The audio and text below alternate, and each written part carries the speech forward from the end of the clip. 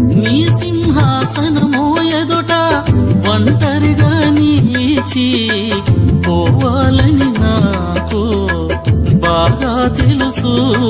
నన్ను ఒంటరిగా చేసిన వారందరి ఎదుట